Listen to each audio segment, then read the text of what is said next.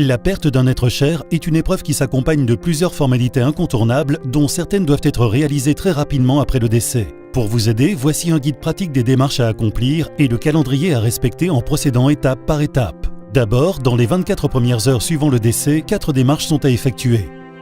Avant tout, vous aurez à faire constater le décès par un médecin et obtenir de celui-ci un certificat de décès. Dans les 24 heures, vous devez également déclarer le décès à la mairie de la commune où celui-ci est survenu. Cette formalité est nécessaire pour que l'acte de décès soit établi. N'oubliez pas de vous munir d'une pièce d'identité du défunt, de son livret de famille et du certificat de décès délivré par le médecin.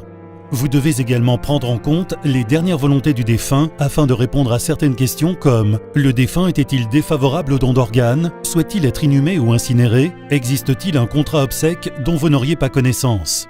Pour le vérifier, sollicitez par courrier ou par mail l'AGIRA, qui interrogera l'ensemble des assureurs. Si tel est le cas, l'assureur auprès de qui le contrat aurait été souscrit avertira le bénéficiaire désigné. Sachez qu'il en va de même de tout contrat d'assurance vie. L'AGIRA interrogera l'ensemble des assureurs pour savoir si le défunt avait souscrit un contrat d'assurance vie, auquel cas le ou les bénéficiaires seront avertis dans un délai d'1 mois de l'existence dudit contrat. Si un contrat obsèque a été souscrit, renseignez-vous auprès du service d'assistance de l'assureur pour connaître les prestations utiles dont vous pouvez profiter, telles le rapatriement du corps par exemple. Rendez-vous ensuite dans l'entreprise de pompes funèbres choisie par vos soins ou par le défunt pour définir le mode de funérailles, le choix de sépulture et l'organisation de la cérémonie. Dans les 6 jours suivant le décès, les obsèques doivent être organisées. Vous devez, toujours dans ce délai de 6 jours, prévenir l'employeur du défunt ou Pôle emploi. Vous aurez également à informer la caisse d'assurance maladie et les autres organismes sociaux dont dépendait le défunt.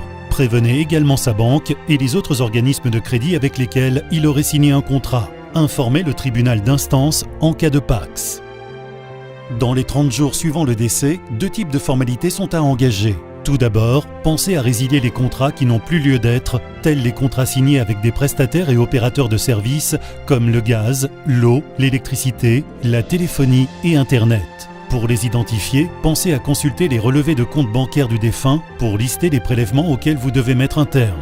En revanche, si le défunt était propriétaire d'un logement ou d'une automobile, il convient de conserver son assurance habitation et ou son assurance auto tant que cette situation demeure. Toute déconvenue sera ainsi évitée en cas de cambriolage ou de vol. Informez le bailleur ou d'éventuels locataires pour résilier ou transférer le bail.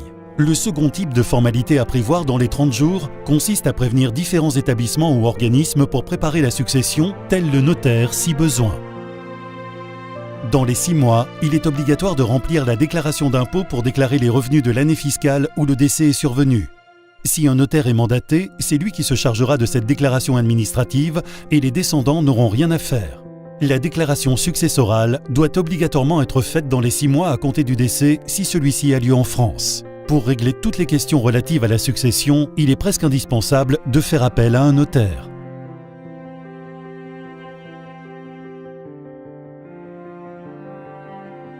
Au service de votre sérénité et de celle de vos proches. Aviva.